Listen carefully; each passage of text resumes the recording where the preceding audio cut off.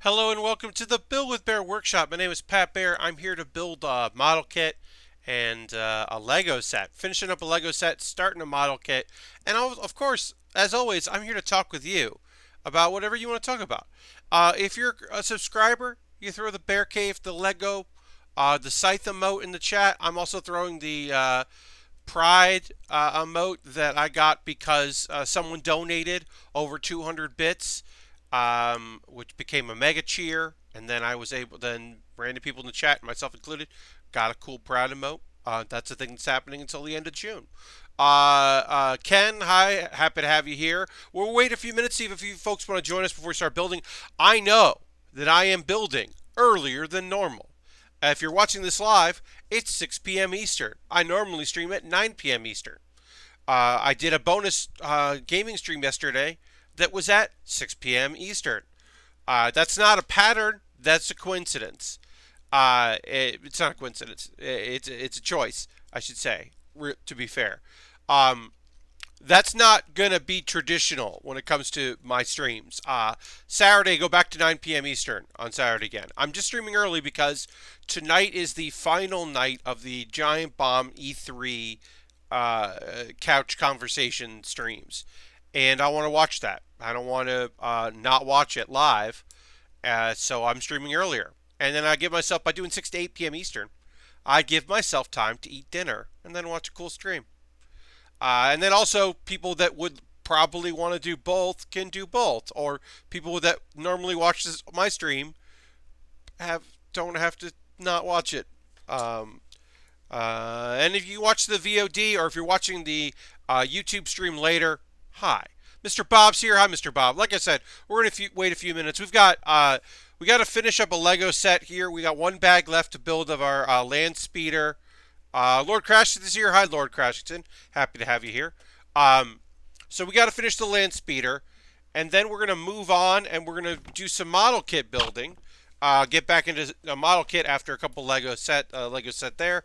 We're going to work on the Gundam Jiyan Altron, which is a high-grade kit. We don't often do high grades in the 144 scale on this channel, but they don't make it in a master grade. And we've got a rule here on the old Build with Bear workshop. And that rule is a simple rule. I build Gundam Wing model kits.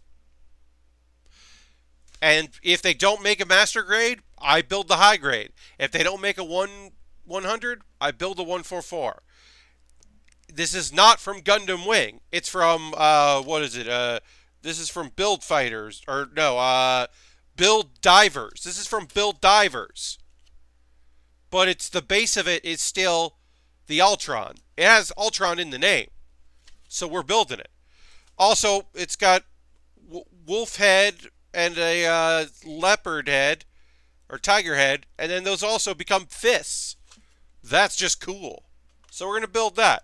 Hopefully we'll have a few more folks join us and stream. I understand, obviously, 6 p.m. is early. It's for some of my viewers, it's 3 p.m. They're still at work. Folks on the East Coast might still be at work as well. So we will give a few minutes before we're building. But also, if it's a light stream, it's a light stream. I'm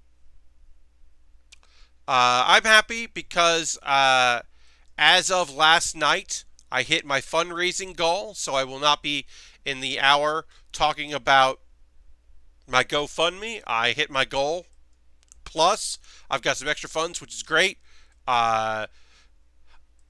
Most likely, because I already got the Airbnb set up now, and I have my flight. It basically just means that I'm going to get a better seat on my flight. I'm pretty psyched about that. I'm going to sit on my flight, and that's very good. So I'm very happy about that. And then I made a video as a thank you to everyone that donated. Basically, the idea was I can't offer anything except if anyone who donated, I would give them a cool nickname. So I made a video where I revealed those nicknames. And the people that donated privately, without having their name, I just sent them a nickname as a message.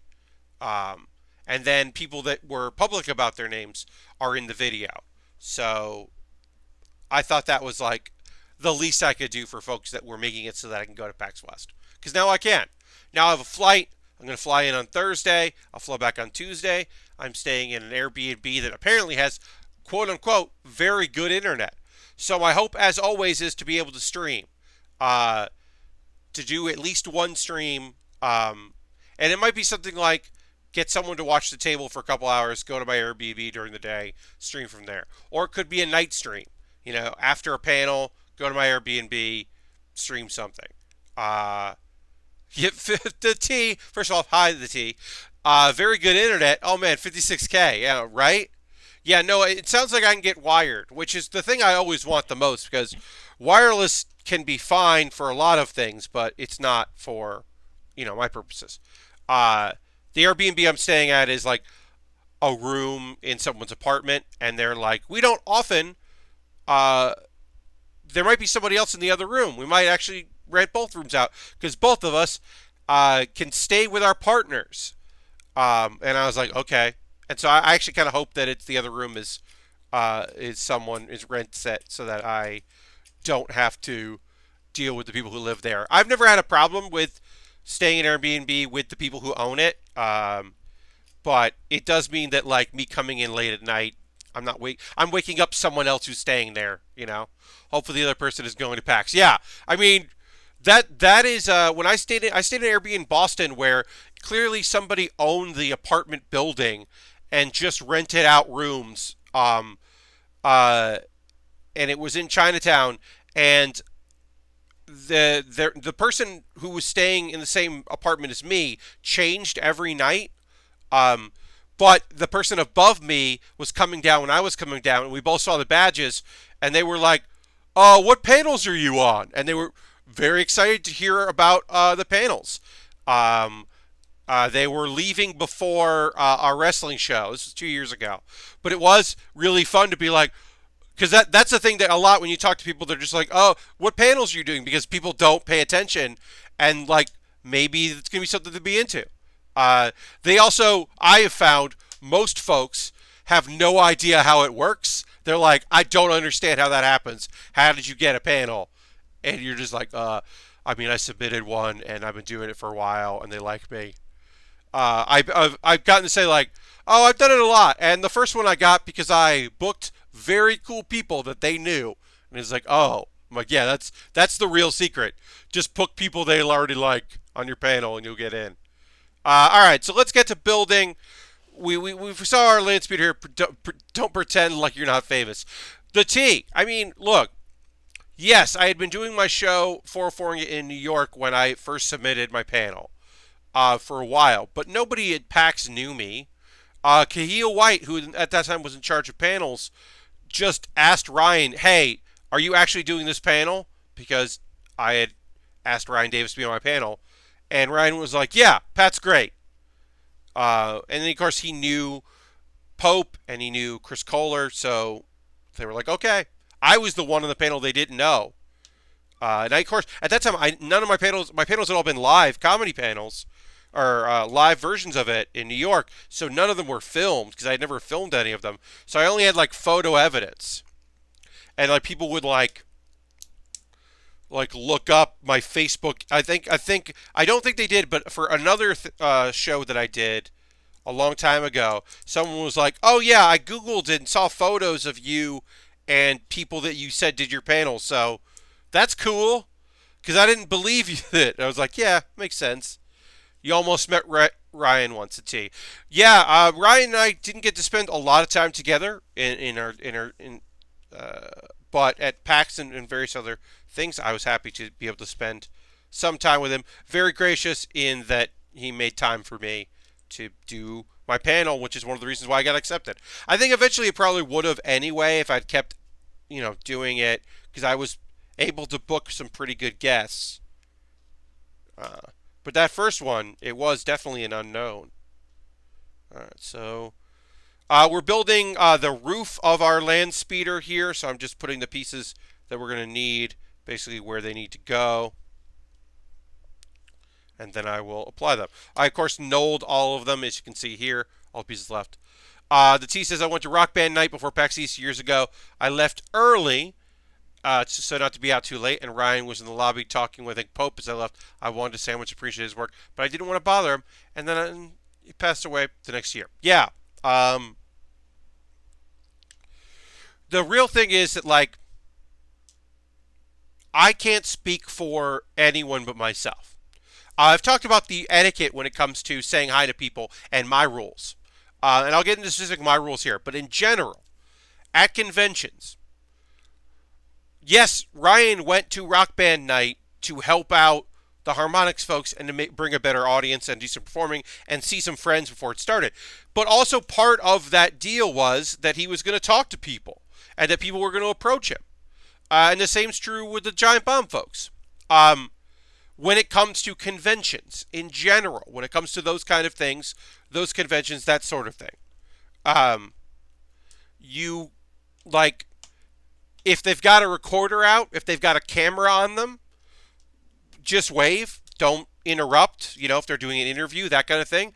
But if you see folks that are in the industry, if they're shoving food in their face, just give them a wave or a thumbs up, a double thumbs up, or a hell yeah, and a point. But if they're like walking to a thing, be like, hi, do you have a second? I want to say thanks. And, that they understand. It's part of it. It's part of the deal. With me, personally, if you see me at a convention, definitely come say hi. I just got on stage singing, and I was a soda, not alcohol. He seemed really disappointed. Brad is a very friendly drinker. Brad is already, one, Brad is top tier, and two, he is top tier, Brad Shoemaker. But also, when Brad's had a little bit of alcohol, Brad is even more of a Southern gentleman. And he's just even more fun. Yeah, he was like, yeah, I'll buy you a drink. Oh, you don't want a drink? Then I can't buy it for you. Yeah, that totally feels like Brad. Mr. Bob says, I gave Aaron a loaf of bread the first time I talked to him. I suggest bringing loaves of bread to conventions. Gifts are nice. Speaking of conventions, so like at PAX, you see me at PAX West or East. If I'm at my table, I 100% want you to come up to see me in Bandland and say hi. Even if you don't want to buy anything from Bandland. If you don't have the money, you can't, or you already bought a League of Heels shirt, you just don't want to spend any money. I get that. It's okay. I will, if you're at the table and we're talking, say something like, you see anything you like? Because I'm a businessman and I gotta sell my merch because I don't want to ship my merch. At PAX West, I will hard sell you, but you don't have to buy anything. Say hi, say what's up, introduce yourself, say your username, all that stuff. Don't talk to me in the bathroom, and probably don't talk to me when I'm shoving food in my face. If I have food in front of me, probably okay. If it's in my mouth, probably not great. Yeah, don't bother me in the bathroom. Now, there is a thing I need to say, and it's important to say this, and I will say this, because we are talking about Giant Bomb. A thing you should not do is go to a comedy show that Abby Russell is doing, then go to the bar that the performers from the show went to, and creep her out. You gotta stop that shit. No one in my chat, no one watching the stream live, no one watching the YouTube is doing that. I know you all. You are all better than that shit. You are all good people. But I understand, as a socially awkward person that I am, that sometimes you might do something that you don't realize in the moment is not cool. The example I'm giving is a thing that you should not do. And if you find yourself in a situation where you're like, I'm in New York, I'm going to look up what shows Abby's doing. Sure. And then if you wanted the next day tweet at Abby, hey, I saw your show. You're really fucking funny, Abby. She'll be like, oh, that's so cool. But don't follow her and her teammates to a bar. Scary says, yipes. Yikes. Mr. Bob says, oh no. Yeah. That's a public service announcement. That counts for Abby. That counts for anybody you like. Casey Malone, who we know from various things, is a stand-up comedian. So maybe you're going to be, you're in LA and you find out Casey's doing a stand-up show. You want to see Casey. If Jen from Cards Against Humanity, Jen Bain, is hosting a card show, and you want to go say hi to Jen, like, one thing is there are some folks that have, for me, I promote my comedy shows here on the stream. I'm going to promote 2 shows that I'm doing next week at the break. That's a thing that I'm comfortable doing. Abby doesn't promote her improv shows on the Beastcast. It's not that she isn't proud of the work she does, but it is separate. And I think that's the thing that you need to take into account, right? With anyone that performs, people that are musicians. Like, if Alex Navarro is doing a gig and he just wants to play some music and he doesn't tweet about it, but you find out about it, don't bum rush him because he didn't want people to know. He just wanted to do a gig. If Alex is the guest on a comedy show that Mike Drucker is doing where we play old bad video games and Alex retweets it, that means, hey, please come. Drucker would love if Giant Bomb fans came. Drucker is a Giant Bomb fan. He would love that. Dan has done that show. I've done that show. It's a great show. Those are different things. Normal people would call that stalking. Lord Crash, indeed. It is also a little different because it is like publicly available. You could go to look at the theater that Abby regularly performs at and see her name there. It's a public event. She's a public performer. But if Alex is doing a show and he's like, it'd be cool if you want to come, and he tweets about it, then show up. I don't know. We've never actually spoken about these particulars, but it is my vibe feeling that Abby tries to keep a couple of those things separate. And to me, that's totally fair and reasonable. Whereas when I do shows in New York, okay, so I'll say this. Scary says I was in Giant Bomb VIP PAX West party, and my social side just triggered me too much to say hi to anyone, but it was nice in the same area.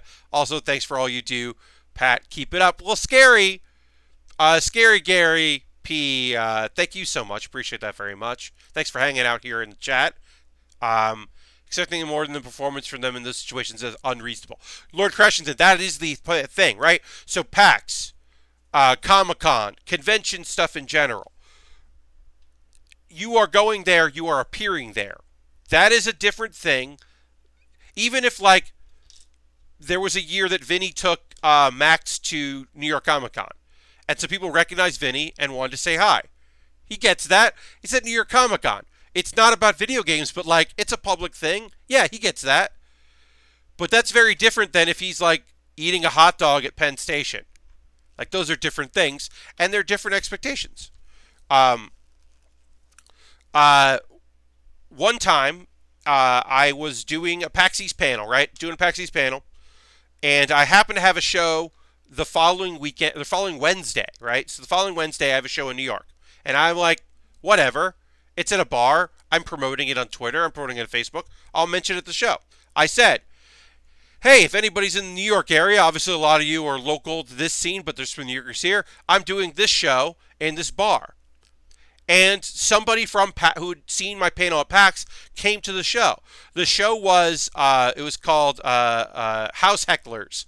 We watched clips of episodes of House Hunters, each of the people doing it, the 4 of us, and we just kind of made fun of House Hunters, which is very much deserved, and it was fun.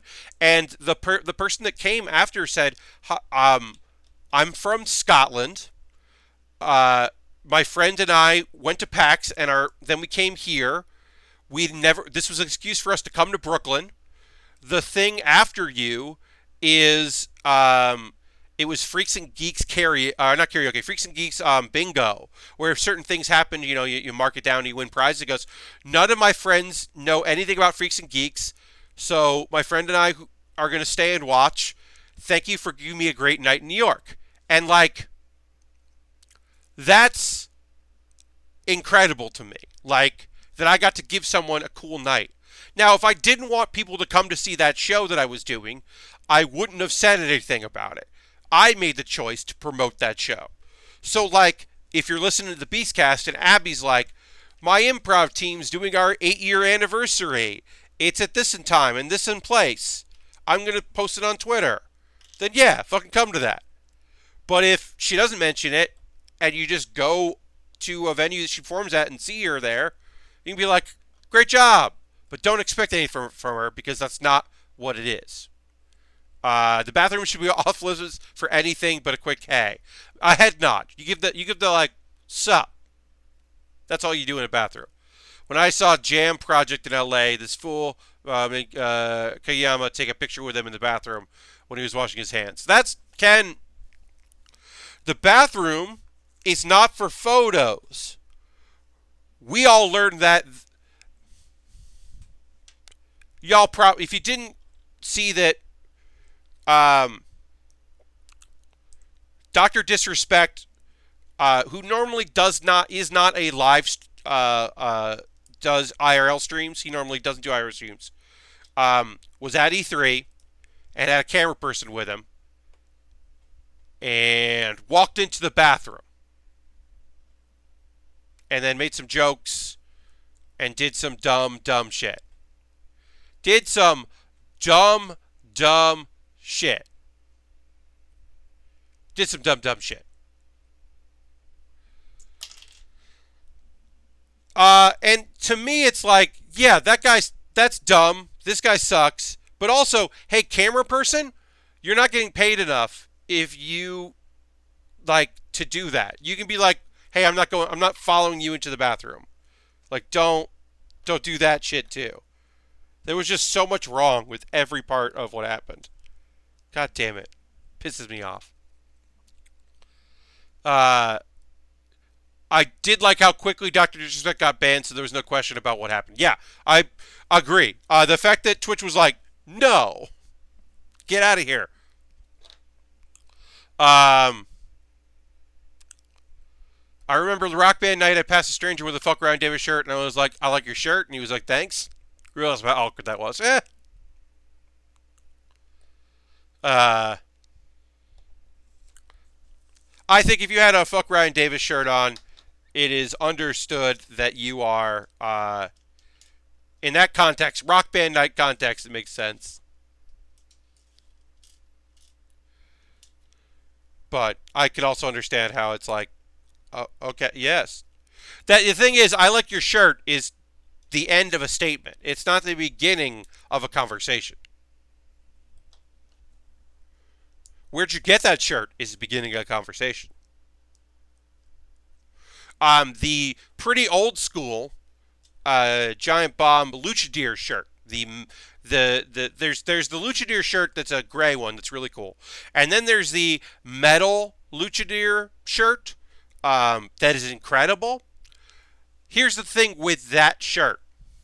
People who are really into metal would approach me when I was wearing that shirt and ask me what band that shirt was from. Because they saw a shirt and they were like, I want to know more about that band. And I'd have to say, this is about a website that talks about video games.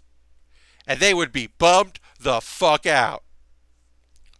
The only thing that's ever been even close to that that's happened to me, besides that, is the Contra shirt I have from the Dan and Vinny World Tour. Somebody was like, Contra? What's this about Contra? And didn't love that explanation. I've gotten that from a few Giant Bomb shirts just to point out it's about a video game site. Yeah, they have very good shirts, and sometimes they're just bummed. The Luchadeer gray shirt is very popular. The fake Windjammer shirt people universally really liked. The balloon Luchadeer one I've gotten a bunch of good comments from. I have had people been like, the one that just says bomb in Japanese text, it says giant in Japanese text, and bomb. I've gotten a lot of positive feedback on that one. People really like that shirt too. They made some good shirts. You got the Windjammers of Inco. I have a lot of them. I have to buy another of the logo, the bomb logo, because that one I've just worn out. All right. So we built our. Got to put these on the back now. We built 2 of these. They're identical, so we could build them at once. Gonna shove it right there. Boom. Sector 7 just subscribed for 3 months. Thank you so much, Sector 7. We're going to throw in the Bear Cave emote, throw the Lego emote. If you're a subscriber, throw that emote in there. Thanks, Sector 7. Reminder, folks, you can use your Twitch coin like Sector 7 did. If you have Amazon Prime, you link it with Twitch. You get a bunch of things, including a 30-day trial for Crunchyroll for premium is available with Twitch Prime. Thank you very much. Ken says I lost both my Beastcast and Sneaking shirt when I moved. I have a couple Beastcast shirts that I really like. I mean, that blue one that says Beastcast is incredible. I don't wear that color that often, but it's really good. I got a new shirt that I'm not wearing today because it came in the mail. I'll show off on the stream. It won't look good, so I'm going to do this. I am not being asked to promote this in any way. I purchased this with my own money. This is not an ad. But this is Drawfee, which is the Dorkly College Humor drawing. It's all the people that do art for those. Have a YouTube channel and a Twitch channel called Drawfee. This shirt is their Pride shirt. All donations until September from this and their other Pride shirts are going to the Trevor Project. And the coffee mug is kind of like their logo. And I think this shirt fucking rules. So I'm very happy to own this shirt. And it came in the mail today, so you'll probably see it on the stream on Saturday, because I'll wear it this weekend. But that shirt fucking rules. And so I wanted to at least show it off, because it came in the mail right before the stream. Dan Reichert is a monster. Time Trotter's gotcha. I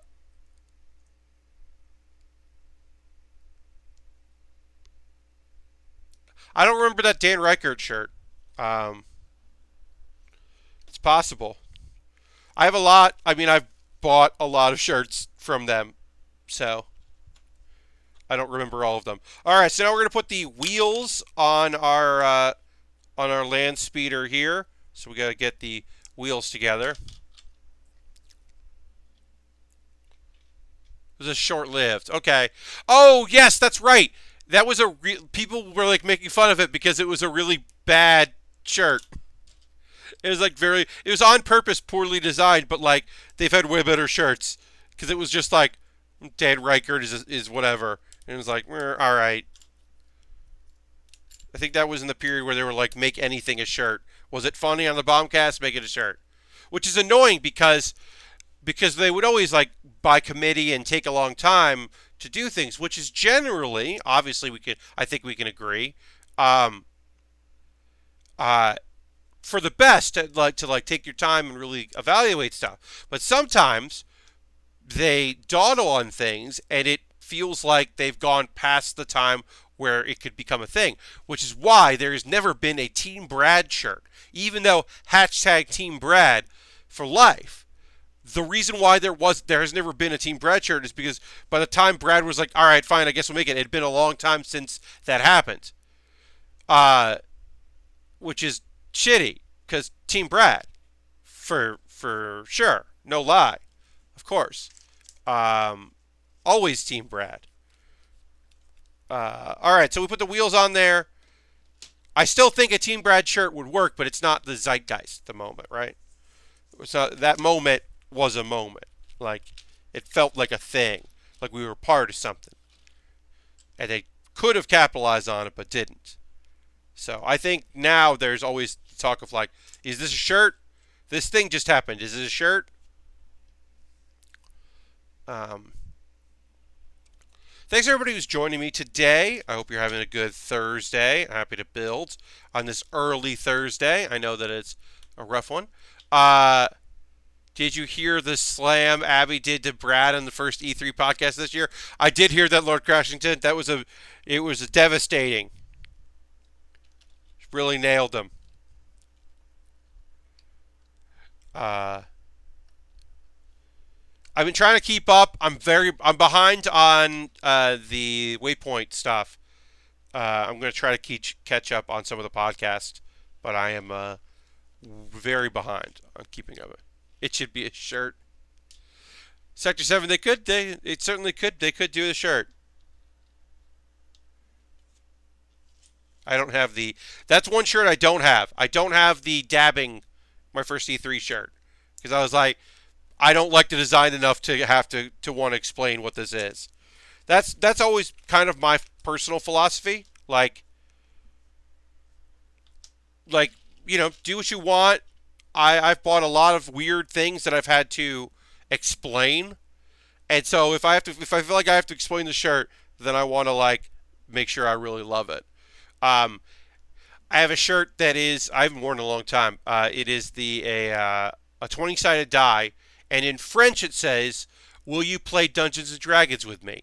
And I've had to explain to people and say, "What does that say?" And I say, "It says, will you play Dungeons and Dragons with me?" in French. And people were like, "Oh," which is the proper response to that, because there's nothing else to say. Or maybe like, "Oh, cool." But that's a shirt that I'm like, I am happy to explain this shirt. It's okay if you don't understand it. It is not really a real reference, but it makes me happy. So yeah. But well, yeah, sometimes you're just like, what is that? It's like, so these two people were dabbing a lot because they're young. And so they made a shirt where they're dabbing. E3 is a video game kit. Mr. Bob says, I just ghosted a WebEx meeting I was hosting. Whoopsie. Oh no. Mr. Bob, you were the host. Mr. Bob, I hope that's going to be okay.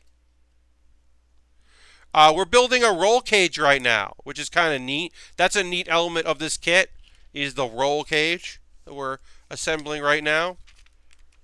Instead of a cockpit, there is just this cage thing here.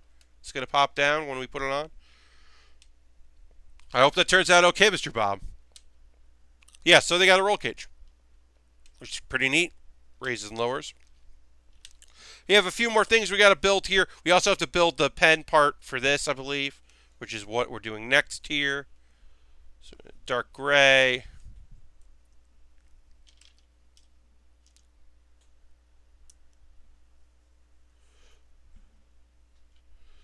And put that there.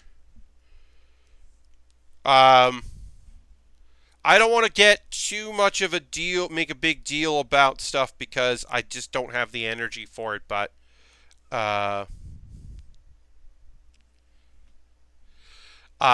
so mid-boss, the people that brought you ROM 2064 and some other games, production company that was founded by Matt Kahn, who is no longer a part of mid-boss.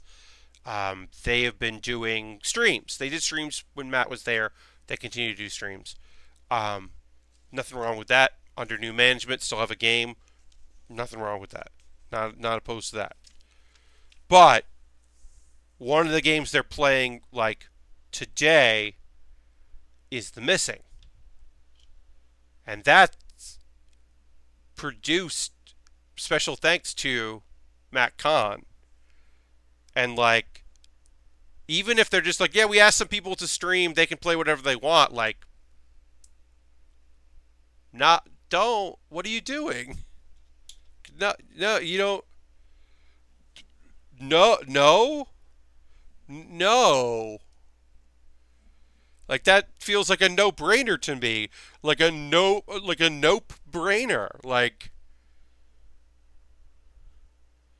No, the founder and former head of your company who left it in disgrace, who is still somehow in this fucking industry. You don't play his games. I mean, not his game. You don't play anything associated with him. Come on. Come the fuck on.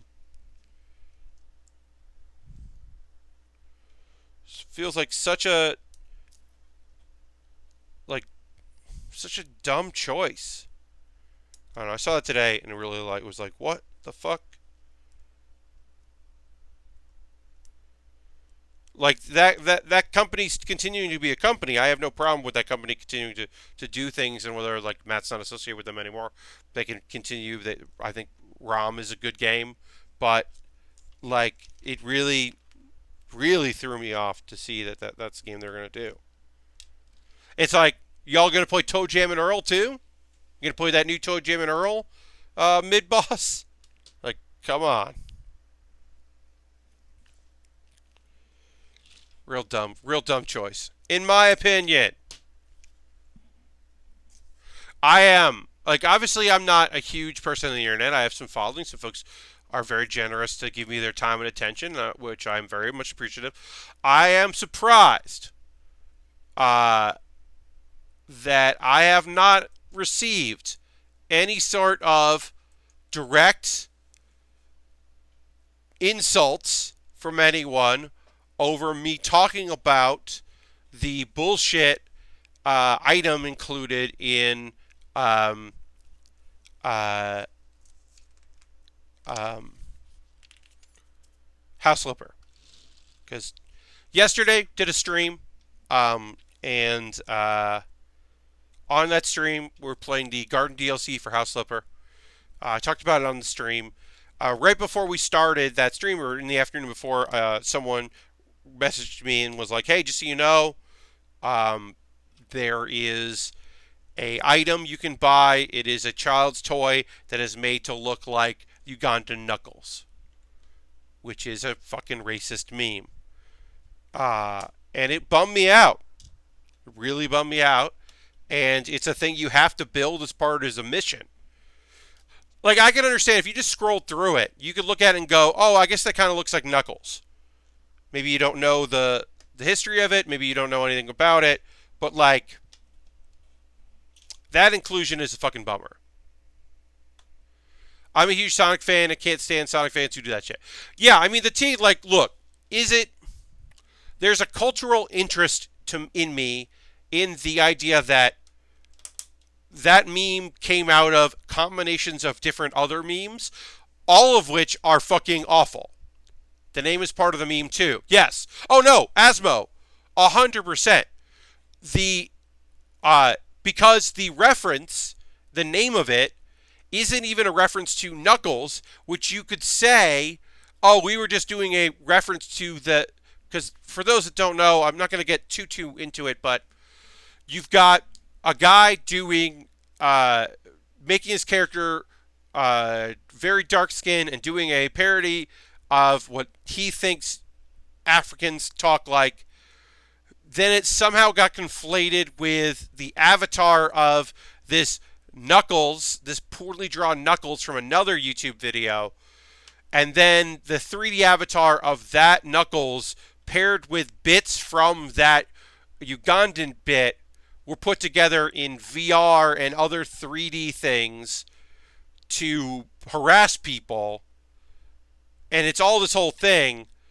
So even if you were like, oh, we just saw that cool, weird photo of drawing of Knuckles, but when you put da in the fucking subject, the title, the reference of the image, no, we know exactly what you're referencing. Go fuck off. It's a bummer. And I am surprised. Like, I mean, it's, you know, not far and wide, but I am expecting at some point for someone to be like, who the fuck cares? Or that meme's not, it's not racist. You're racist, which is what people sometimes hear when they talk about things like that.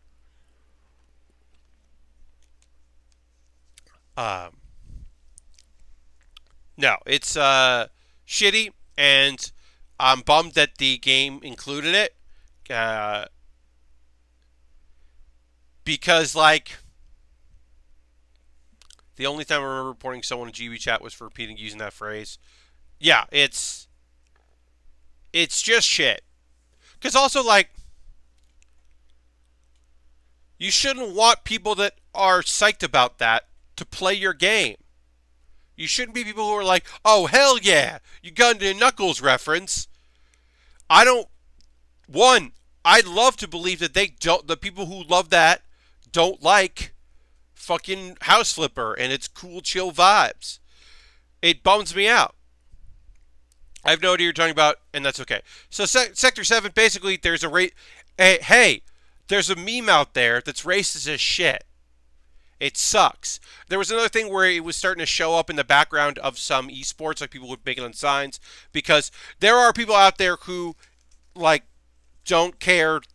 They just don't care that that the meme is racist. They have no inherently they're just never going to care, and they're never going to feel bad about that. But there are plenty of people out there who are like, this sucks, and and then eventually got banned from this public thing. A reference to the phrase the shooter said, it was added after the shooter. What the fuck? Yes. Oh, yeah.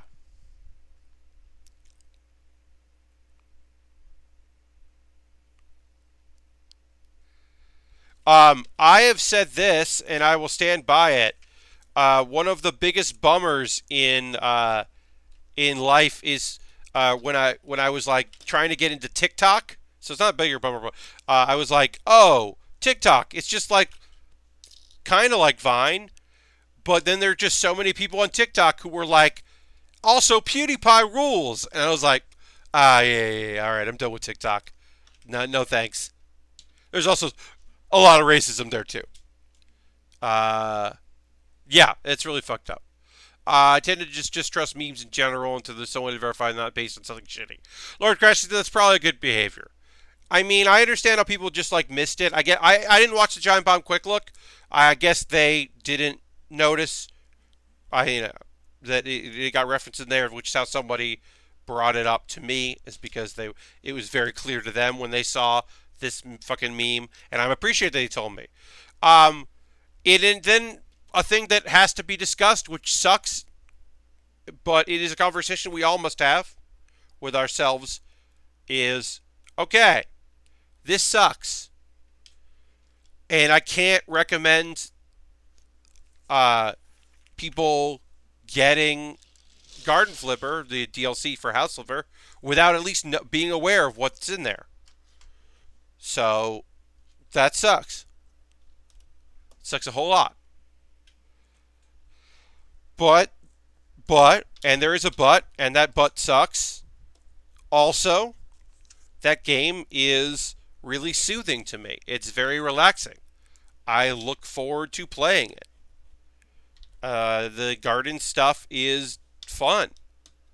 I made an option of a video that I would check out, and I was happy to check it out on the stream.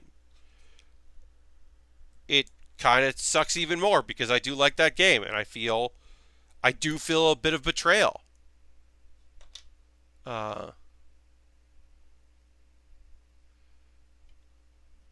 So it's a fucking bummer. Because I also recommended that game. And like for certain things, it's still a good game for like being a pretty meditative, relaxing thing. Where you're like, I painted these walls. And look, I painted these walls, and these walls have been painted. And it looks nice. It's just fucking frustrating. It's very frustrating that is the reality. But yeah. At the very least, it's like now there are caveats. Where before, the only caveat was that it was like, they used a library of classical music, and it's like kind of boring, the musical choices. They definitely saved money by not putting in a full whatever. Like, to me, that was the caveat I had about that game. And now it's, well, if you buy the gardening DLC, there's a fucking racist meme in there. Ugh. Sorry about this, y'all. Part of being a person in 2019 is acknowledging that things are sometimes fucking fucked up.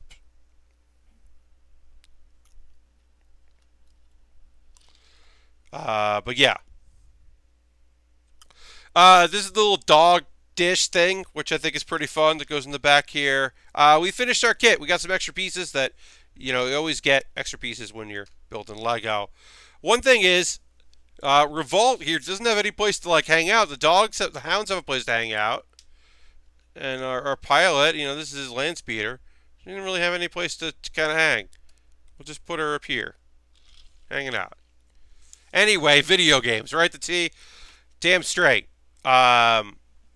It is often not great. Yesterday, I did something I haven't done in a long time because it would have been like the stream and just thinking in general was I retweeted Austin's, you ever see it take so bad you had to go back to sleep or you fell asleep, that one?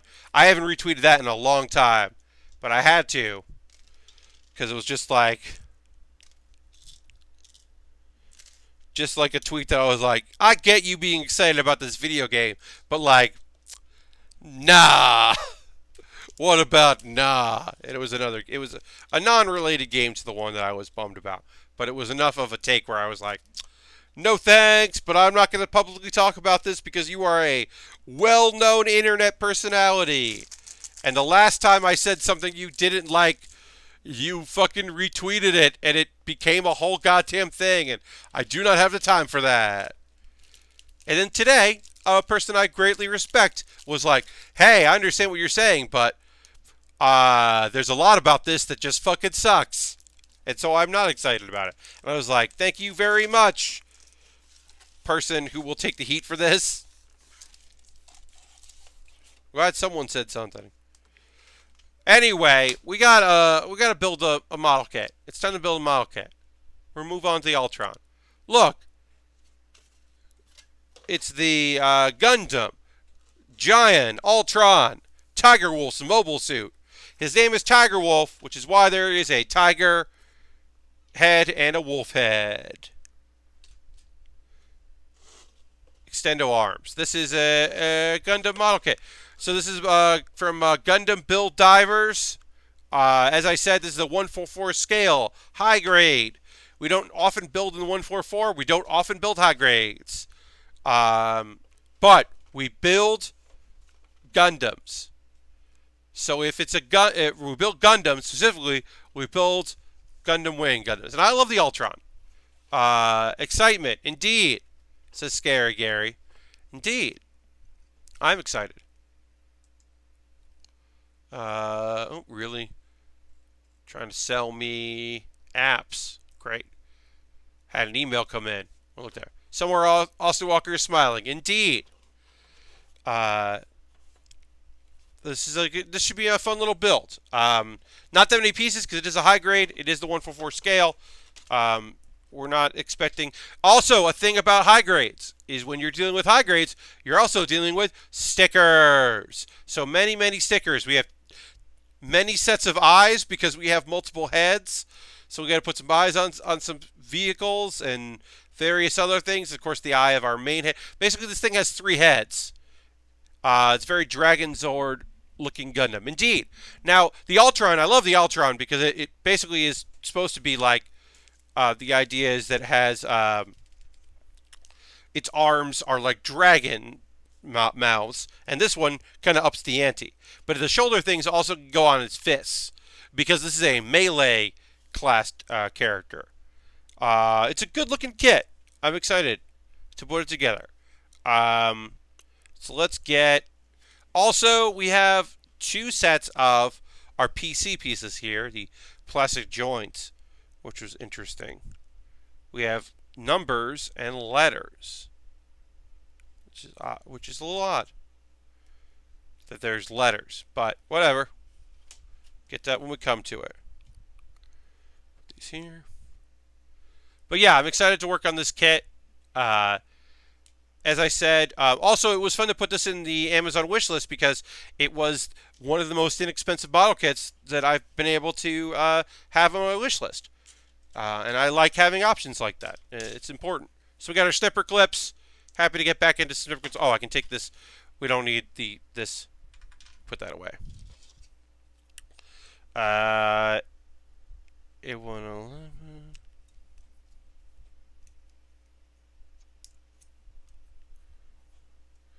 Yeah, so the fact that this is the 1/144 scale, like, it's going to be a small kit.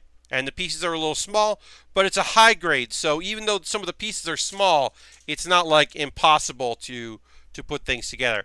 Often when you're dealing with even a real grade in that scale, sometimes you're dealing with very tiny, intricate pieces. So not that many intricate pieces, but certainly good. And also, I like doing stuff that you might not see everybody doing, like on YouTube or whatever. There are plenty of people that review every model kit that comes out, but I think master grades are obviously very popular. The RE100 kits have been very popular as far as streamers and the like. Uh, so sometimes the high grade don't get love. And as I've said, they're not my favorite. I have respect for them, but they're not my favorite. All right.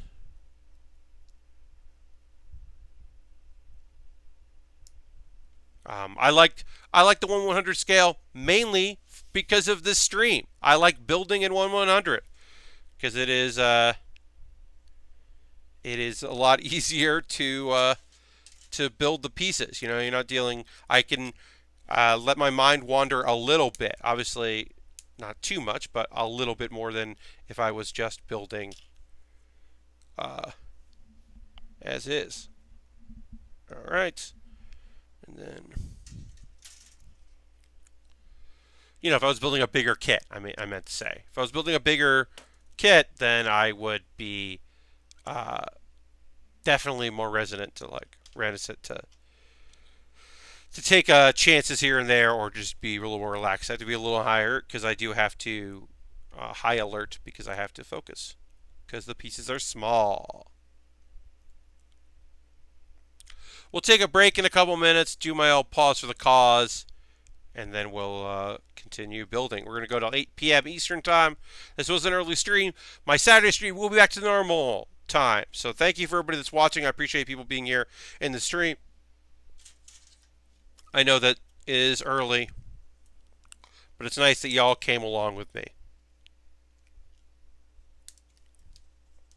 Monday was kind of light. Monday we did the normal time, and it was during a presser, so people were either watching Square Enix directly or watching people watch the Square Enix one. So it was a little light, but that's okay. I was all right with that. But it was nice to have it's nice having folks here in the chat. So thanks everybody that's watching. Reminder that if you are interested in becoming a subscriber, you can use real money or your Twitch coin. I very much appreciate that. If that's something you'd like to do, you're more than welcome to do that.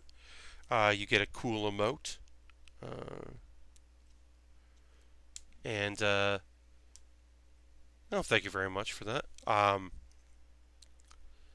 And then, as I said, we'll take our break in a bit. But I mentioned earlier the bits and coins are always appreciated, and they this month till the 30th, if you do a mega cheer, which is 200 or more in a session, you get access to some Pride emotes, and a certain percentage of each transaction up to $150,000 will be donated to the Trevor Project by Twitch. And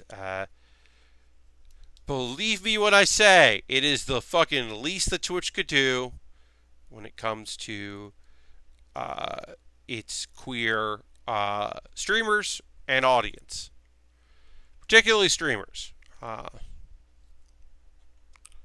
lot of radio silence for a lot of queer streamers out there, which is always a fucking bummer when they're dealing with some stuff.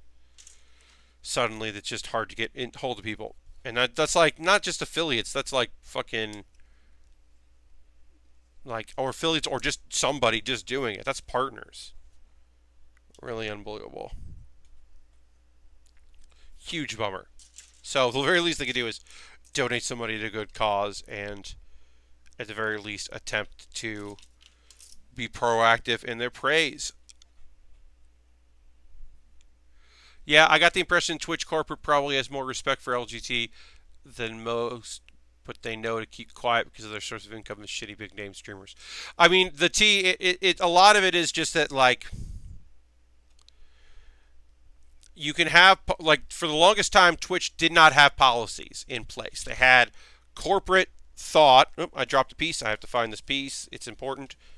They had, like, a strategy for stuff, but they didn't have, like, documented, like, community standards, which they fucking should have had from day one. But part of it is because a lot of streaming is the wild, wild west. And as, you know, especially with the Amazon purchase, they've suddenly had to become a real business. You know, like, there are a lot of people who, like, weren't around for the Justin TV days and have no recollection of the Justin TV days and, like, don't remember that, and they don't remember the early days. They don't remember where, if you were doing a stream that wasn't playing games, then your stream could just shut down. That there were people that every week were like Giant Bomb's like stuff. There would be, if they were doing something that wasn't video games, there would be people who were in chat being like, "What is this?" I remember 404ing it, getting like some weird stuff on PAX's Twitch page because it wasn't video games. It wasn't enough about video games. And yeah, as they've existed as a business, they've had to eventually actually have some standards and practices. But that has been hard fought and ridiculous. Yes. I mean, it's and part of the Twitch is bad. Some of the Twitch is bad is the people who are like, I'm fed up with this company and I'm fed up with this people and the toxicity of it. And there are also people who are like, oh, Twitch is so like just like social justice bullshit and they won't let me do my thing. Like, the even like the hint of any sort of anyone being like, well, this is too far. Like, this is clearly too far. There are people who are like, I'm ready to leave because they won't let me be a monster on here. All right, we're putting our first decal on here. We're putting the eyes on our face here. This is very tiny. It's a fucking bummer. This platform is a great way to reach people. I'm grateful for the exposure. I was thrilled when I was offered the affiliate program after only streaming for a few months. It is hugely helpful to not have to ask for donations every stream and just be like, hey, subscribe if you want. Here's some options. Like, I'm still asking for money that way, but I'm not just asking for a tip jar while I try to get to partner, which, hey, I don't know if you noticed, like, that's not coming. Decal hype, says Scary Gary. Yeah, we're doing stickers, especially with the high grade, because it's very important to do stickers because they leave a lot of the details to the stickers. It's a way to save money, clearly. But, alright, I'm feeling alright about that. But yeah, I mean, you know, I don't expect partner, right? I'm hitting the hours streamed, the individual days per month streamed, like, that's no problem. We have, you know, a great audience that I'm very happy about, very nice people in the chat, but I'm not hitting an average of 75 viewers a stream, which is one of the things they're looking at. And that isn't even a guarantee that you're going to get that. So it's like, okay. Yes, Asmo, I will agree with you that the not a doctor man, the man who's not not actually a doctor, that happened fast, and I do appreciate that. So I do applaud them for that. That they were like, oh no. But I think they're also on their toes about IRL because a lot of other streamers always complain, like at PAX or TwitchCon or E3. There's always somebody live streaming when they want to relax in like the lounge areas, and they have to be like, hey, don't do this, because people will still fucking do it because they're like, what? I'm a 24/7 stream. It's Get out of here. Uh, but he is actually, yes, indeed. The thing about the way YouTube handles the shitty top channels is that they usually punish the small good channels instead. Yeah, Lord Crashington, 100%. I mean, they've demonetized queer, just 100%. If I wanted to tank my channel on YouTube, and for the tiny amount of money that it brings in, which is, believe me, the tiniest amount of money, then I would start putting gay and queer and bi and demi and asexuality in the title of my videos. And suddenly my channel would be demonetized. Or it would be only available to certain viewers and only certain ads can be played. That's a really quick way to get that going. Which fucking sucks. Because queer does not mean adult content. It just means queer. I feel like when YouTube comes out and says, we're going after the Nazi channels,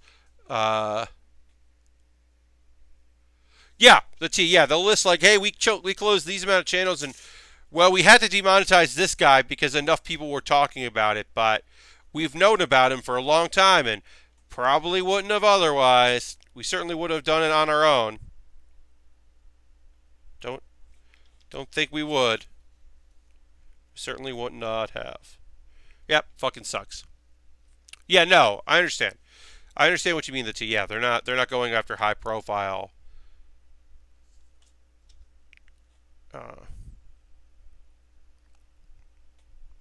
Sucks.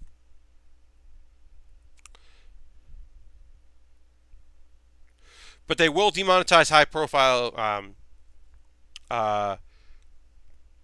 queer creators, and then also celebrate them.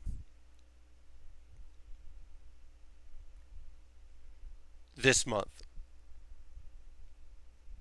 I mean, like I said, this all comes down from me saying, hey, if you want to cheer with over 200 bits, you get the pride emotes, and also it's another way of having so that some money from Twitch goes to a good cause. It's like, that's a thing you can do, and it is the bare fucking minimum from Twitch. I'm going to add one more decal on here, and then we are going to take our break. As always, every stream, I take a little bit of time to thank everybody for watching and to promote some things that are going on. So we'll do that in just a moment. But we'll say that becoming a subscriber rules. If you are a subscriber, you can throw the Bear Cave or Lego emote in the chat. Let the people see what you get for just $5. You get those two emotes. They were done by Alexandra, who is the fucking best. I'm going to throw them in there. And also, she did the Death Scythe, which is for Tier 2 and Tier 3. I'm just going to put this decal on here, and then I will do my pause for the cause. Well, Galahandro is now following. Thank you for the follow, Galahandro. Yeah, follows are always appreciated. Give me a follow, turn on your notifications so when you know when I go live. I stream Monday, Thursday, and Saturday, normally from 9 p.m. to 11 p.m. Eastern, and then usually every week I will do a bonus stream at some point. I owe somebody an email, so I have to remember to do that. Got to put some pieces on here before we add this. I just remembered. But yeah, appreciate that. Thank you very much for that. So bits and coins always appreciated. If you do more 200, that will be rad. Another way you can support the stream is through my Patreon. $3, $1 a month, you get a Q&A video and I post like my schedule. $3 a month, you get that, plus at least once a month I put up a poll for things that I will play on my bonus streams. $5 a month, you get videos that I have I make a day early, include so tonight you'll get archive of this, And then the $10 a month, you get to vote on kits I build. If I have like multiple kits, like when I finish this, I'll be going into something from my archive of my backlog of kits. And my $10 Patreon supporters will be able to buy something off that. We've got an Amazon wish list. I'm going to go to that wish list so you can check that out if you'd like. I've added some new stuff today. I added the Figurized Mechanics line, which is the Dragon Ball figures. There's two in there. There's Frieza in Frieza's pod, the hover pod. And there's also Bulma's bicycle. And this bike also becomes a mech suit. It looks fucking rad. It's $50. I'm not going to lie, y'all. It's a lot of money. But it looks fucking rad as hell. So I put that up there. I got a bunch of different things there. Lego sets and model kits. I know that Asmo bought something off my list, so hopefully that'll come in a couple of days and I'll build that soon.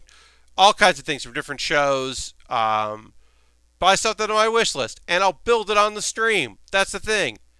That's the whole thing.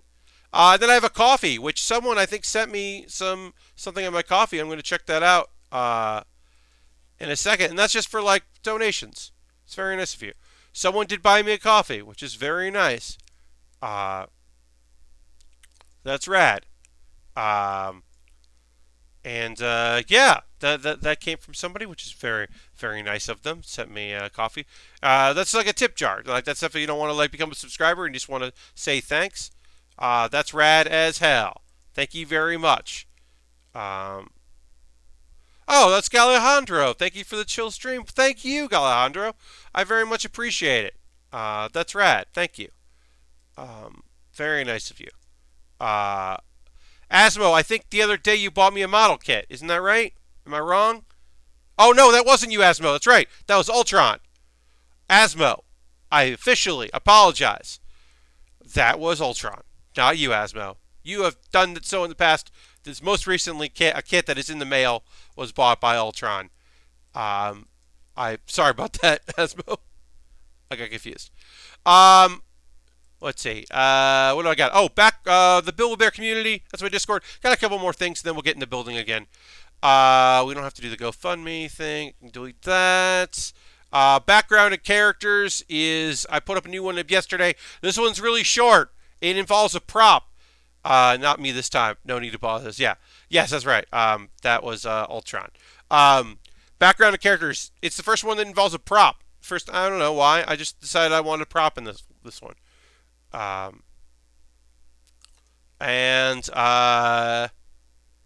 doing a show next Tuesday. I'm hosting a show called Air Punch. It is a reunion from the Reckless Improv Theater, which closed. A lot of the house teams there are doing a show. It's next Tuesday. Information there if you're in the New York area. I am hosting that show. It's a lot of improv. I'm doing a bit. It's Pride, so I'm going to do a bit about demisexuality because that's the perfect time to do a bit about that. Like an explainer, a 101. And then the next day, I am doing an improv show for UCBW. It's not an improv show, it's a written show. The final UCBW show. The UCBW is the comedy wrestling league that I helped start years and years ago. It's what brought me to the dance. It's why this works. It's because doing that allowed me to help with League of Heels and the friends I had made there, which helped me then become one of the people that runs League of Heels, which I'm always thrilled to do. But that's because of this. So it is bittersweet that I am part of the last show. That's all my plugs. I'm going to drink a little water, and then we'll get back in the building, because we're going to build for another 50 minutes or so.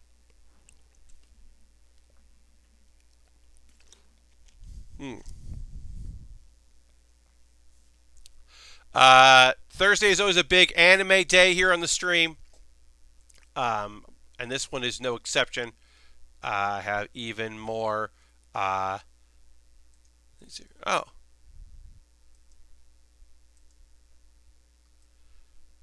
Got a very nice thanks here. The Duke. People who got nicknames for me for donating to my GoFundMe have been very nice about posting their nicknames, and I really appreciate that. So I'm sorry, I got distracted. Um, anyway, this is the second hour, and it's time to talk about anime because that's what I do in the second hour. Uh, so I have 6 things to talk about. The first thing is the easiest one. We'll talk about this. So a show that came out last year, it ran like 3 months last year, that I really enjoyed, but I hadn't talked about too much is School Babysitters. It's a very cute. Thank you, Asma. I appreciate that. I'm pretty good with nicknames. School Babysitters is a very cute show. The premise is that some teachers and faculty at a school allow them to have their young children like do daycare basically, and the daycare needs help. So a young man whose younger brother will need to go to this daycare gets tasked with like basically making it instead of having like the baseball club, he is part of the school babysitter. He's like a school babysitter. And he ends up making some friends. And of course, there's a tragic element that he and his younger brother, their parents died. So they've been taken in by this caregiver who's kind of a frumpy old lady and tries to be mean. And there's some really fun characters. And it's just a sweet show. And all the kids are great. And they're gross and great and annoying and great. And it's cute as hell. And there's like several tsundere characters. And it's fine. It's not my thing, but it's fine.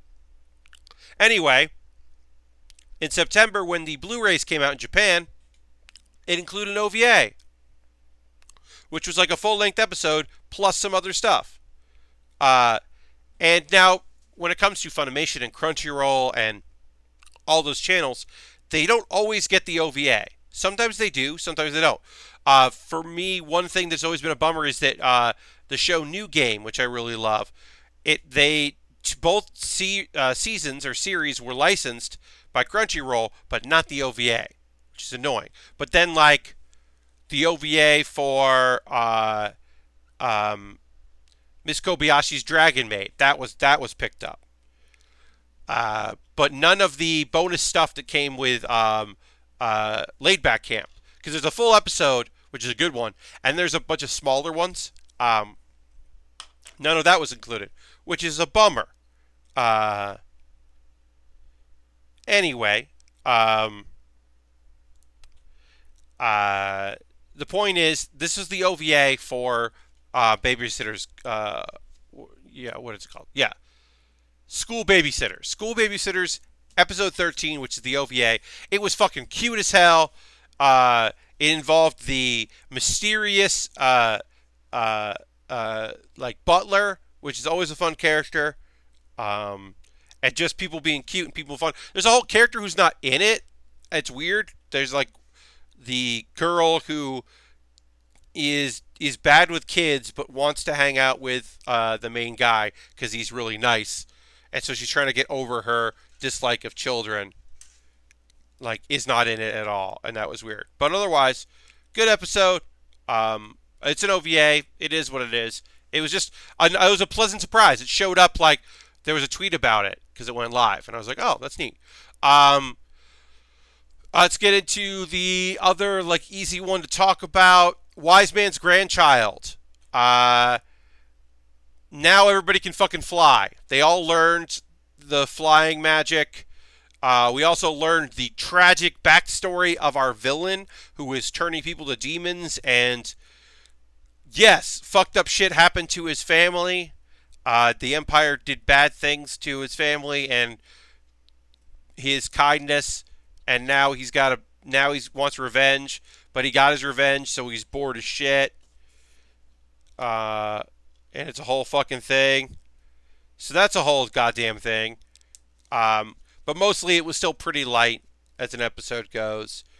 I expect it to pop off a bit as we keep going through the show. Wise Man's Grandchild, still alright. Still an okay show. We'll see what happens with it in the future. Let's see if there's any other shows I don't want to talk about.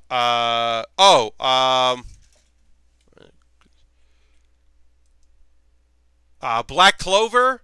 Black Clover was so we are getting into the new arc. We finished up um, the tournament to decide who's going to be the Royal Knights that are going on this fucking attack mission, an assault mission. Uh, and then we had the like kind of filler thing, which was flashbacks, which were fine. They were fine flashbacks as far as flashbacks go. Now we got the selection. We know the team that got made. They all got some fucking gear. We got introduced to a bunch of characters that are going to do it. It's way too many characters. We already knew that the kind of like weird, mean guy with the fucking fangs was a black bull, just like our main characters. But now they know that. It was a lot of setup about what's going to happen. And so there wasn't a lot that happened. There was a fun thing that I liked, which was they acknowledged that one of the guys, Finral, who worked really hard but got fucked up and is still recovering, they acknowledged that he would have been in the group. So they end up pulling in someone to do spatial magic because they would have used him because the spatial magic is really good. And that was just like a nice touch where they were like, no, this guy, like, he can't, but if he could, we will be using him. And that's just like a nice little thing. It's a nice little acknowledgement that a character that was working really hard, that got royally fucked up by his brother, is like, they're like, no, it's cool. He'd be there if he could. It was a nice bit of business. I am making sure that I applied this right because this is the first time working with these pieces, and I want to make sure I'm doing it right. Going to take this apart and redo it because I think I did it. Sometimes the arm installation is sometimes on kits where I fuck up. I have been known to do it before. So, and then you have to like take it apart and because you did the joints wrong or whatever. These are a little weird because they are extendy arms. They don't bend like a typical arm would on purpose. That is part of the thing of it. So, just making sure that I'm doing this right. Like that. Okay, that's right. That's right. Let's see. Other anime. Helpful Fox Senko-san. It snowed. It was a very cute episode with the snow and them playing in the snow. And then the boss of Senko, the fox, who we've seen, who had made an appearance at one point, makes another appearance and says some cryptic shit. And who knows? I have a feeling this series is gonna wrap up with like them being separated and him making a decision about some shit or whatever. I bet it just fucking ends with him quitting his job. Like I bet that's how this goddamn show ends, with him being like, "Oh, I'm gonna quit my job and not compete with you." Just didn't solve anything. I don't know. That just feels like that's where we're headed with this show. It's cute when it's cute. It's very cute.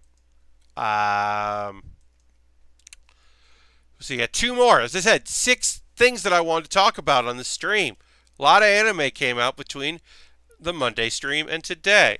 Rising of the Shield Hero. Okay. I think there are 25 episodes in the season. This is episode like 23. So, I don't understand why we have this many episodes, right? A big element happens with the show. A big thing gets wrapped up. And then it feels like these episodes are leading to the cliffhanger before the second season, I guess. Like they're setting up the next arc, I assume. That's why we're doing this. But it just does feel weird to be like, things were going pretty good. Here's the thing. I don't know. It ends with a revelation. I'm very confused about that. I felt the same way about that time I got reincarnated as a slime. It feels weird because that show should not have been as many episodes as it was. And I kind of feel that way about this season of this. Like the story they wanted to tell was going to take more than the normal amount of episodes, more than 13 episodes, 12 to 13. That's your usual for anime for a season. So they knew that it was going to take more than that. So they were like, okay, well, it's going to take more than that. So we'll do 24. But really, they only needed like 18. So I'm very surprised about that. That's not always the case, but it's traditionally the case. Like I said, like Problem Children Are Coming to Our World is like 10 episodes, maybe 11, and I always thought that was a weird fucking number to be like, it's 10. That always felt odd. Like, did this get like during the airing? Did they decide that they weren't gonna do as many? The budget get cut? What's going on here? Also, that's a show that shouldn't be 10 episodes because the second story arc is way crappier than the first. Like it's noticeably bad. So I guess they made the right call in ending it, but it was weird that it happened at all. Um, anyway, Rising of the Shield Hero. This episode was kind of cool. Uh, there is a very funny gag. Like part of the thing is that like, look, it's a huge fucking bummer that one of the motivations of one of the characters who is very young is to the person that was fucking her owner at one point, who now she's not a slave, but she's still dedicated to helping. It's all fucked up. It's still very fucked up. It's not. It's never not been fucked up. It'll never not be fucked up. It sucks. But she's like, how do I look? And she's like wearing a bathing suit because they're at an island. And he's like, perfect. And then it cuts to them wearing underwater breathing outfits that look like giant. They look like giant penguins and have Santa hats on, and I don't know why. It is not explained why that is happening, why that is a thing in this show at all. It is not explained. And that was like, all right, that's kind of funny. Like, he was thinking, like, oh, you're wearing a bathing suit. Perfect, because we're going to go swimming. Not, oh, you look very attractive, or whatever. So I was like, that's kind of funny. Like, I was like, that's all right, even though I hate the whole idea of her hero worship and desires for him. I think it's terrible. Because she was a young child who aged with her experience and became an adult because of her experience. But that doesn't mean anything. It's a terrible and awful way to justify part of this fucking anime. Ugh, there's a lot of yikes with the Rise of the Shield Hero. And the last anime I want to talk about is One Punch Man. We are in One Punch Man Season 2. Fuck yeah, this episode fucking ruled. Lots of good action, lots of punches. We didn't get to see anything, do anything cool, but the what's the guy's fucking name? There's a zombie man. There's a zombie. There's a superhero whose ability is that he cannot be killed. He is a zombie because he's already dead. And that character's art design is fucking fantastic. There's a lot of great S-Class heroes. And his design is so fucking cool. And he just kind of shows up.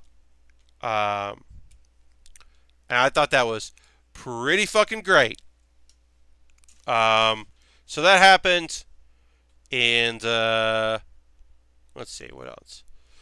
There's a lot of philosophy in this episode, which is kind of unusual for One Punch Man, but still, I liked it. The reason that Saitama entered the martial arts tournament was because he was hoping that the hunter killer, or the hero hunter, who's a great martial artist, like he's like, oh, that might give me a challenge. It might take more than one punch. But then he meets this like one of the best fighters of all time, who's become a monster. So he's like, oh, it's a monster who's also a martial artist, and he just kills him in one punch. So he's fucking bummed about that because he doesn't like, he likes to fight people and have them be strong because he's bored. He's very bored with being, unbeatable, so strong. So that was kind of interesting to have like the conversations about that and about what it means to be a hero and all that. I don't know. Overall, it was a pretty cool episode. Some good action. some good philosophy. And also, there's an incredible gag. It's one of the best gags in it. It's a continuing gag. So the hero killer, on 2 occasions so far, uh, has attempted to attack Saitama and just gotten fucking knocked the fuck out. And both times is like, what happened? I don't remember what happened. Like, because he doesn't know who One Punch Man or Captain Baldy is, or Cape Baldy, Baldy Cape, whatever the terrible hero name he has. Because he doesn't know who he is, he gets just fucking clocked. He hasn't been able to acknowledge that that's the guy who's beating him up. And it's a very good dumb gag that I very much appreciate. This guy who's like a great martial artist. It's just like, what happened?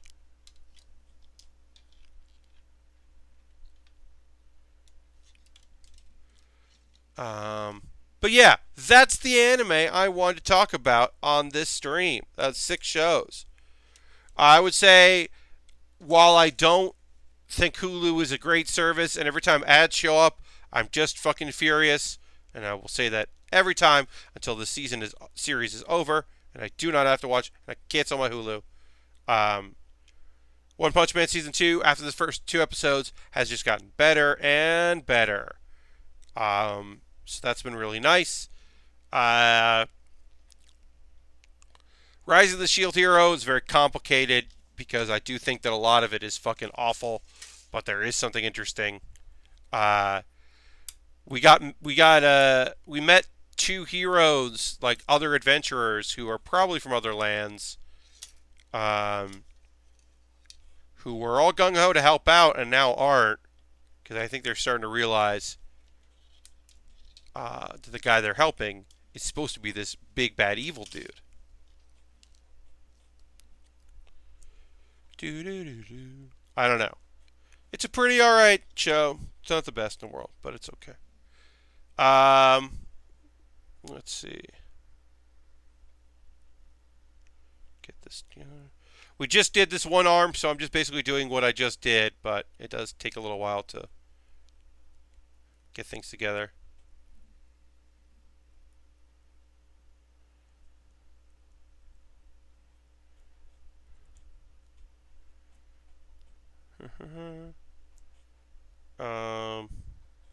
Sorry. Just trying to make sure that I do it. If there's anything you want to chat about, I often in the second hour like to put the call out to y'all. If there's something that you want to chat about on stream, I'm always up for that. If there's something going on. For me, Skatebird is my game that I'm most interested coming out of E3. It just looks fun. I love levels that are designed. It's like not Katamari style, but like even more like Team Fortress, original Team Fortress, like Doom or Quake levels that are like supposed to be like a living room, but it's been designed and you're tiny. I was pretty disappointed by E3. Made me wonder if I'm out of touch with games. The T, it's just like a lot of that stuff like was coming out ahead of time. So like some of it you were known quantities. We are in the last year of a dev cycle. So this used to be when weird games would get made because people knew the engines, they knew the systems, and they would greenlight weird games just to do whatever they could because the next consoles were coming out the next year. That doesn't happen anymore. Instead, you just get like weird bets. Yeah, and if it's not games that you're into, you might want to take a look at the PC stream or Devolver's stream thing, see if there's like some indie titles that kind of appeal to you. But sometimes none of that does, It's not unheard of to just be like, yeah, I just wasn't feeling it. Like, that's totally reasonable to not be feeling it. If you're not looking for shooty mans. For me, it's weird to say that I am very excited about a shooty that comes out in July and a shooty that comes out, I don't know when Doom comes out. But Wolfenstein comes out very soon, I think it's July, and I'm excited for Wolfenstein. Uh, I like the idea of a caper. I am hoping to more about uh, the co-op element to it. But hey, if I'm playing a young lady killing Nazis, that sounds pretty good to me. That sounds like a thing that I'm looking forward to. I believe that is in my review of one of the when I did top 10 for Giant Bomb. There was like, I might not remember that this game is on my list or even what it's called, but right now it's letting me kill Nazis, and so it is a good game. Which is kind of how I feel about the Wolfenstein games. And also apparently like they're aware of some of the issues that the late game had in the last one, which is great because the late game had some fucking issues. But yeah, I think there'll be a few things. Like I said, one of the games I'm very excited about is Skatebird. I'm excited about a skating game with a tiny hawk. Like, that sounds really fucking good to me. I'm still very excited about Tunic because I think Tunic is going to be great. Obviously, I have friends at Finji, so take that with a grain of salt if you must. But I am excited about it because it looks neat, and a lot of cool people are working on it that I respect very much. So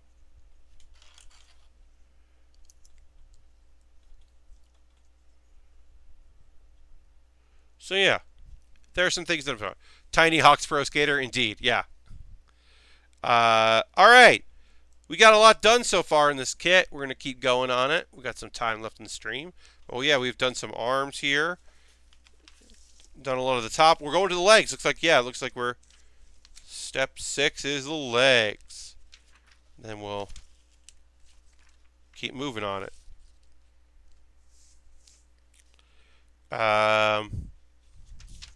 Yeah, all right. Building a leg. There's also there's about a skateboarding game where the boat is a skateboard. Ooh, a boat skateboarding game, says Mr. Bob. I had not seen anything on that. That sounds pretty good to me. You're a boat that's a skateboard. That's pretty good. Yeah, there's some stuff I'm excited about. Lots of good skateboarding. Yeah, it happens every once in a while. Things come in waves. People get inspired to make a thing. And then a bunch of people are making the same thing because a bunch of people got inspired to do it. No problems with that. All right, we're going to put working on our feet here on our right leg. We're going to build the whole right leg, and then we'll start with the whole left leg, which is fine, except we should just build the feet as is, because the feet are identical, so I don't know why we're not building at the same time, but whatever. I didn't make this. 2-7. Even Sonic and Mario are skateboarding in the Olympic Games. Yes, they're surfing and skateboarding. That is true. The T, you're right. Yeah, there was a few things that I was like, oh, all right, yeah, this is stuff that I will keep an eye on, or I might be interested in playing. There's always a few things.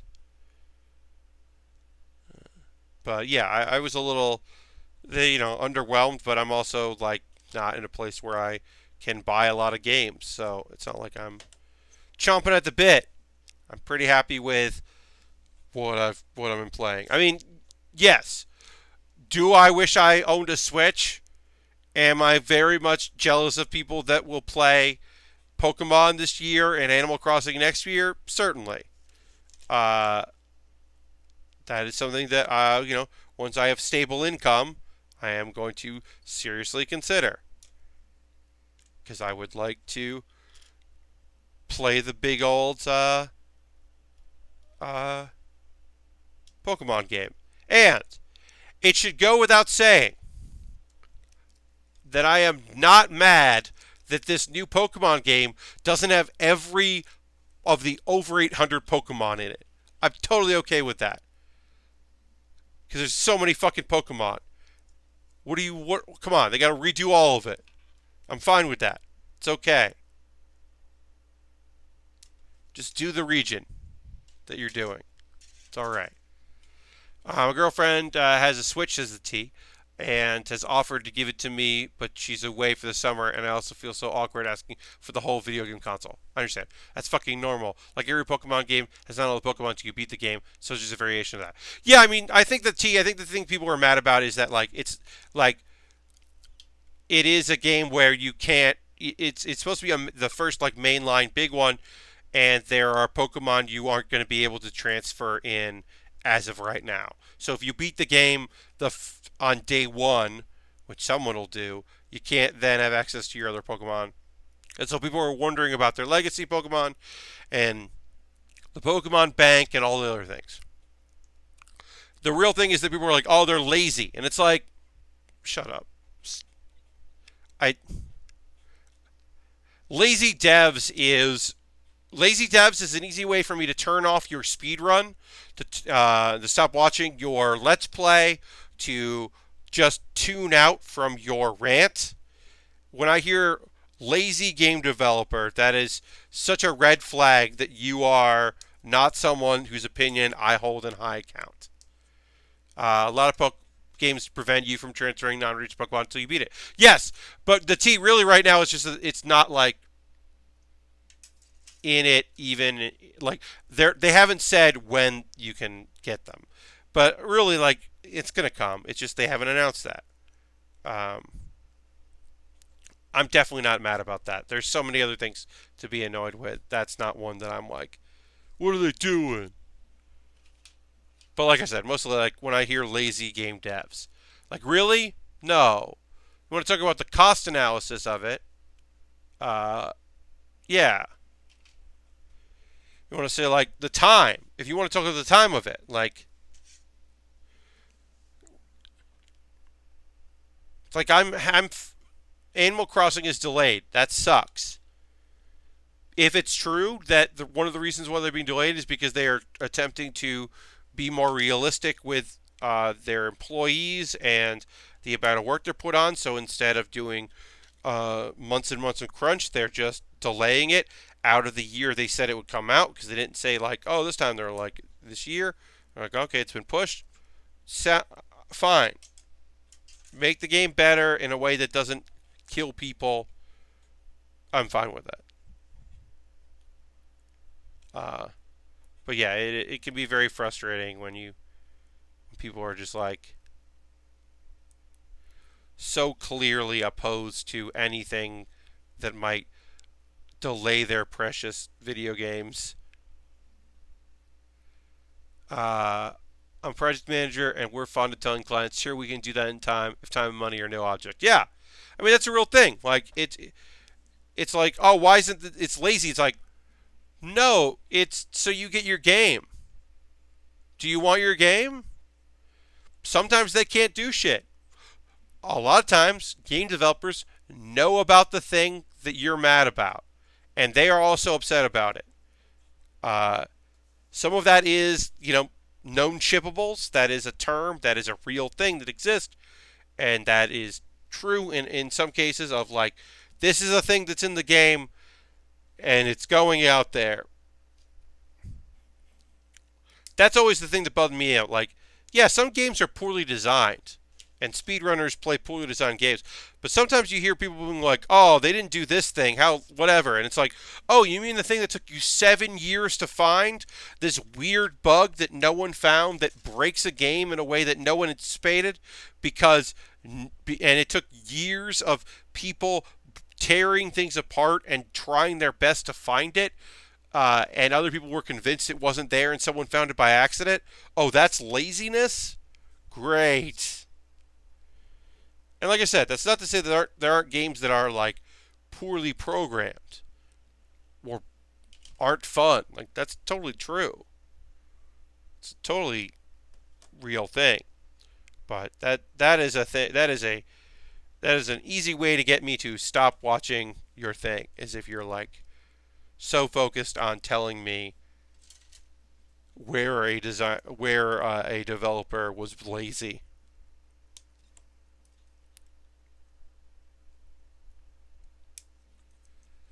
Ugh.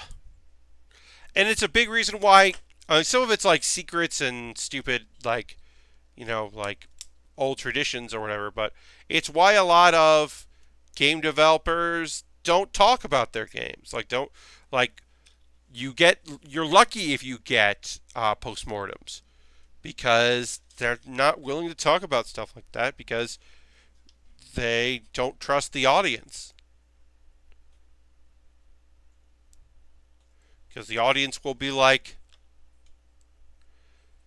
throw a fit and threaten people's lives if a game doesn't have the lighting that was in the demo that wasn't fucking footage. There's probably a reason. Jesus fucking Christ. Ugh.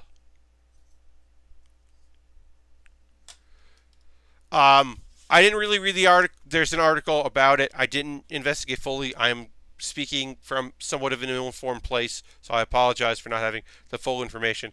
But it seems like some Hello Games fans bought a uh, a billboard outside the office of Hello Games that says "Thank you," which is a really nice little thing. So a nice little bit of business. I thought that was neat. Um, that nice little tweet or tell it a friend is also a way to do it. You don't have to buy a billboard to tell people they're great, but I like that gesture. I thought that was nice. Nice little bit of gaming news. Seemed kind of cool. Like I said, I didn't fully read about it, so I don't know all the deets, but that seemed neat.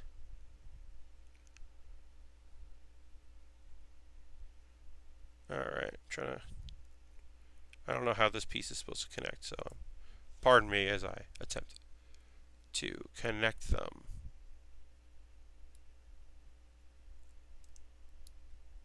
Goes like that. Okay, goes like that. Great. Alright. Be a lot easier on the next leg. Which is always the case when you're doing stuff like this. I guess it moves. It's leg armor and it moves around. That's pretty fun. I like that. That's pretty neat. And then G1, 2.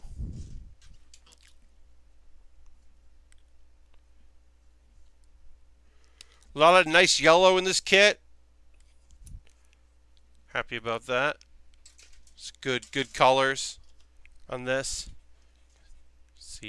Can't see because yellow doesn't play great on that, but on the other camera, the overhead, you can see it. It's pretty good. And then this goes like this. All right. Yeah, so basically the leg has a claw on it, kind of, which is kind of neat. I like that. All right. And then B110. Trying to think if there's any other games that really stood out to me. Taking a look at them. I'm sure there's a bunch that I'm just not thinking about. Wrapping up somewhere from yesterday, I finished Hitman 2 Elusive Targets Asmo on the Xbox this afternoon, giving me all of them done. All Silent Assassin on the platform. Asmo, congratulations. That's awesome. Good on you. That's a lot of assassinations. But yeah, congrats on your many kills. Okay. Oh, that's unique. I'll show this off. This is the ankle or kind of piece here, and there's a hole in the back of this, and it fits into the hole, and so that gives it movement, but it doesn't fall off that way, and that is pretty unique and interesting. Look at that as far as the leg goes. But yeah, Asmo, that's awesome. Congrats on the finishing up all the silence. Now you gotta get into professional mastery. Murder all. Alright, that is a leg done. Oops. We can start on their other leg. We'll go for a little bit here. I'm now eagerly waiting the bank mission, which I think launches while I'm away on a trip. Well, you'll have something to come back to, Asmo.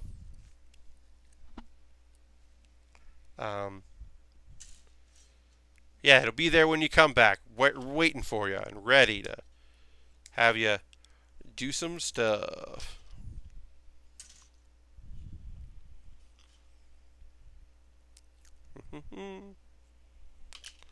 All right.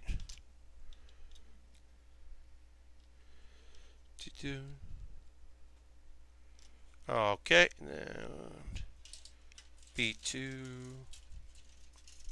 there. As I said, my next stream is on Saturday at 9 p.m. Eastern, going back to the 9 p.m. start time, back to the regular one. Just like to preempt the Thursday because it's a thing I want to watch.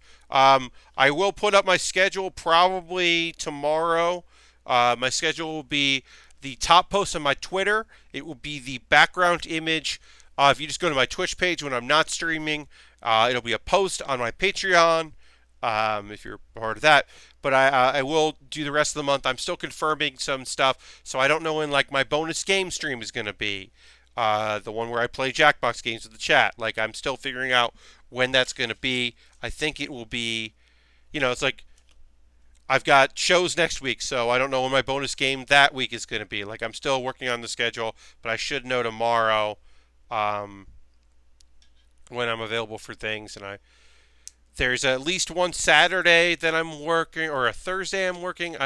I've got like, there will be a couple streams that will be at different times than normal, and I apologize for that. I don't like doing that, but I gotta make I make more money some nights doing a couple hours work than I do streaming, which is fine. I still love streaming, and overall it's very beneficial for me, but it's sometimes I gotta pay them bills and work a job thing. So I'm gonna, yeah.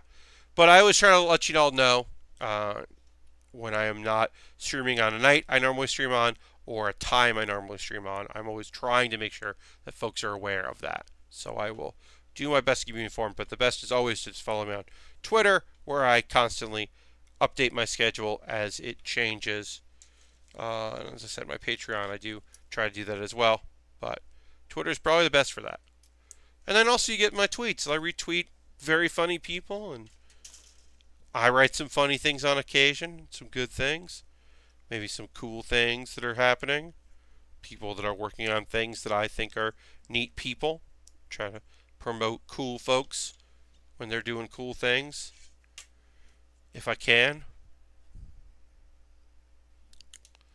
But yeah, I'm going to wrap up part of this leg, and then I will stop, and then we will start up again on Saturday.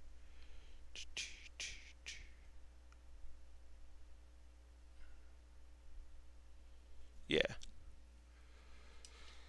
Reminder to, if you use your Twitch Prime coin to subscribe, you have to manually renew it. It does not auto-renew. If you use regular old Twitch, you just spend the money. In cash, it will renew it every month until you say no.